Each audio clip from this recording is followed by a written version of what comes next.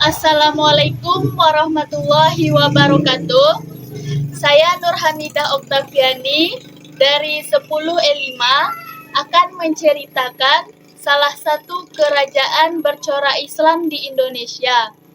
Sebelum itu, saya akan menceritakan secara singkat mengenai masuknya Islam ke Indonesia.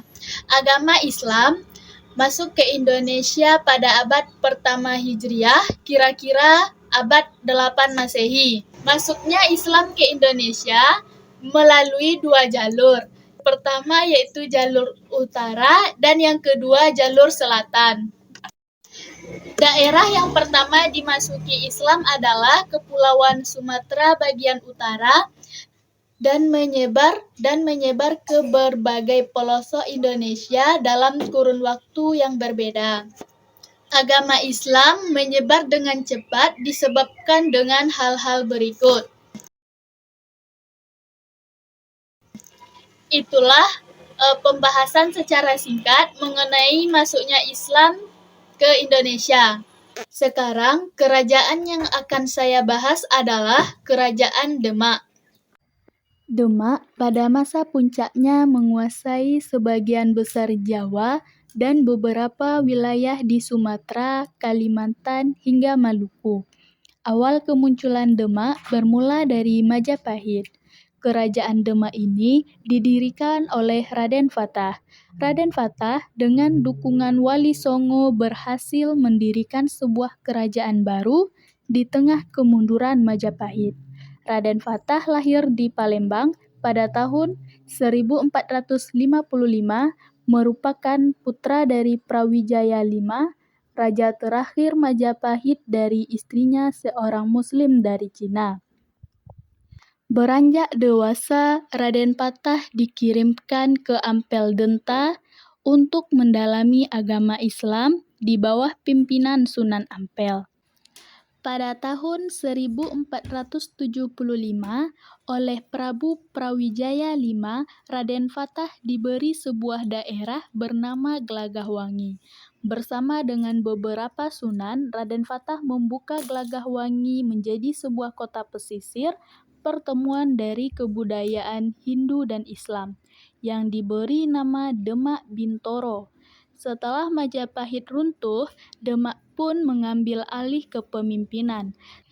Tahun 1478, Raden Fatah dilantik oleh para sunan menjadi Sultan Demak. Sebagai identitas kota Islam, maka Raden Fatah bersama para sunan membangun sebuah masjid di tengah kota, dikenal sebagai Masjid Agung Demak.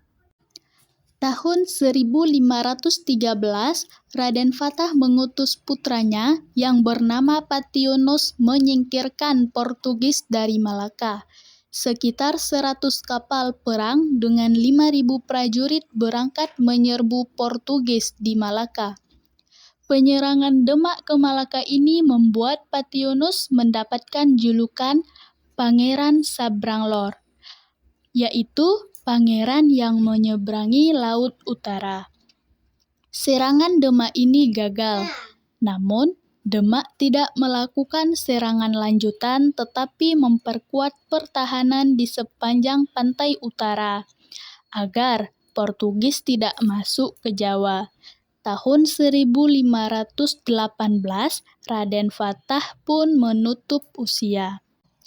Pationus kemudian naik tahta menggantikan ayahnya.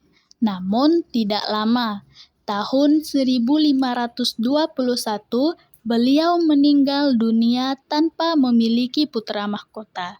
Tahta Demak kemudian dilanjutkan oleh Sultan Trenggono, adik dari Pationus. Sultan Trenggono merupakan penguasa terbesar dalam sejarah Demak. Tahun 1527, Tuban berhasil dikuasai Demak. Tuban adalah kota pelabuhan tua yang sempat menjadi pendukung perdagangan zaman Majapahit. Setelah Tuban, Demak bergerak ke selatan. Tahun 1529 hingga 1530, Madiun dan Surabaya berhasil dikuasai Demak. Pergerakan Demak mencemaskan kerajaan Pajajaran. Tahun 1522, Raja Pajajaran ketika itu melakukan kontak dengan Portugis. Pajajaran mengizinkan Portugis membangun kantor dagang sekaligus benteng pertahanan di pelabuhan Sunda Kelapa. Sultan Trenggono pun merespon dengan mengirimkan armada perang yang dipimpin oleh Fathahillah. Namun, armada perang itu tidak langsung menyerbu Sunda Kelapa. Pada tahun 1526, Portugis mengirimkan 6 kapal perangnya beserta 600 prajurit bersenjata lengkap. Di tahun yang sama pula, Sultan Trenggono mengirimkan 20 kapal perang beserta 1.500 prajurit ke Sunda Kelapa. Armada perang susulan dari Demak ini dipimpin langsung oleh Fathahillah yang sebelumnya sudah berhasil menguasai pelabuhan Banten. Tahun 1527, Sunda Kelapa benar-benar sudah dikepung dari timur dan barat oleh Demak. Setelah melalui pertarungan pada 22 Juni 1527, Sunda Kelapa pun jatuh ke tangan pasukan Demak. Fathahillah pun diangkat menjadi pemimpin pelabuhan yang kemudian diberi nama Jayakarta. Tahun 1543, Pasuruan dan Kediri berhasil dikuasai Demak. Pasukan Demak bergerak semakin ke selatan. Tahun 1545, Malang berhasil menjadi wilayah Demak.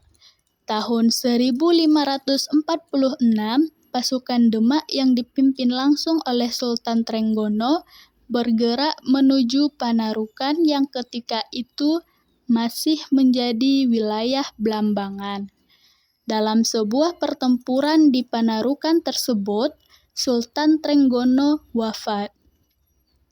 Wafatnya Sultan Trenggono menghentikan Demak dalam usahanya memperluas wilayah kekuasaan.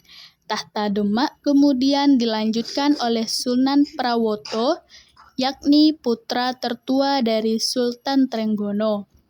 Besarnya pengaruh Demak membuat Sunan Prawoto mulai berpikir meneruskan kebijakan pendahulunya untuk memperluas wilayah. Belum sempat Sunan Prawoto meneruskan kebijakan ayahnya, Demak pun mulai mengalami nasib seperti Majapahit. Terjadinya konflik perebutan tahta menjadi perang saudara. Putra Sedolepen bernama Arya Penangsang membunuh Prawoto. Hal ini membuat murka Jaka Tingkir, Ki Gede Pamanahan dan Ki Penjawi. Arya Penangsang dikalahkan Jaka Tingkir dan tahta Demak jatuh ke tangannya. Sekaligus ia memindahkan ibu kota dari Demak ke Pajang. Dengan itu, riwayat Kesultanan Demak berakhir. Sebagai tanda terima kasih, Jaka Tingkir memberi hadiah sebidang tanah perdikan atau daerah otonom yang disebut Mataram kepada Ki Gede Pamanahan. Dengan itu, Ki Gede Pamanahan dikenal dengan sebutan Ki Ageng Mataram, dan Ki Penjawi diberi jabatan Adipati-Dipati. Jaka Tingkir wafat tahun 1582 dan digantikan oleh Arya Pangiri, putra Pangeran Prawoto. Sedangkan putra Jaka Tingkir sendiri, Pangeran Benowo, diangkat sebagai Sultan di Jipang. Karena kecewa, Benowo meminta bantuan Sutawijaya untuk merebut tahta Pajang. Atas jasanya, Sutawijaya diserahi kekuasaan atas Jipang, sedangkan Binowo tetap dipajang sebagai bupati. Oleh Sutawijaya, ibu kota Keraton Pajang dipindahkan ke Mataram. Peristiwa ini menandai berakhirnya Kesultanan Pajang.